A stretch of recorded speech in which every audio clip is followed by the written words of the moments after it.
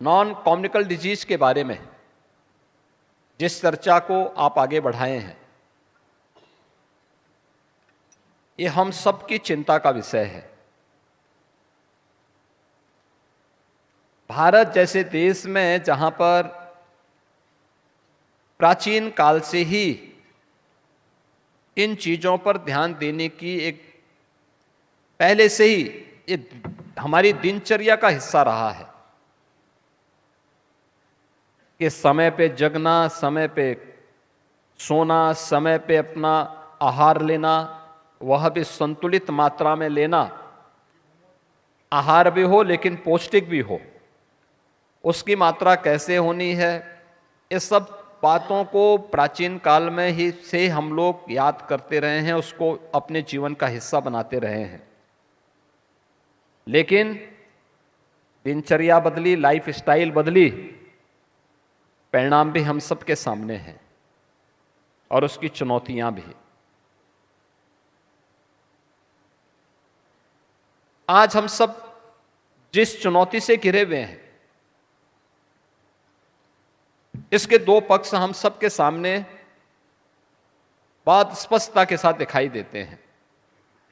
एक पक्ष बचाव का है और एक पक्ष उपचार का है। मैं हमेशा इस बात को मानता हूं कि आप इस फील्ड के विशेषज्ञ हैं तो स्वाभाविक रूप से आपको दूसरा पक्ष पसंद होगा, क्योंकि आपका उपचार में रुचि है, आपको अपने इनोवेशन को और अपने रिसर्च को आगे बढ़ाने के लिए इस फील्ड में रुचि भी है और अपने प्रोफेशनल को आगे बढ़ाने में भी आप तभी आगे बढ़ सकते हैं जब इसमें कुछ नयापन करके दिखाएंगे। लेकिन अगर आप मुझ जैसे व्यक्ति से पूछेंगे तो मैं इसके पहले पक्ष में ज्यादा विश्वास कर रहा हूं। मेरा मानना है कि हमें बचाव के पक्ष पर विशेष ध्यान देकर के अवेयरनेस के उस कैंपेन को आगे बढ़ाना चाहिए जो व्यक्ति को एक स्वस्थ दिनचर्या के लिए और स्वस्थ लाइफ स्टाइल के लिए उसको तैयार कर सके, और यह आने वाले समय की उन चुनौतियों के लिए हम सबको तैयार करेगा। क्योंकि जो चैलेंजेज हैं हम सबके सामने,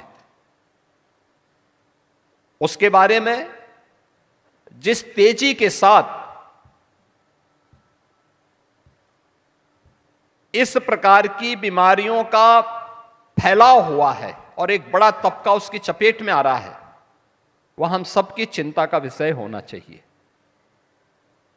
ऐसा नहीं कि सरकार के स्तर पर कदम न उठाए गए हों।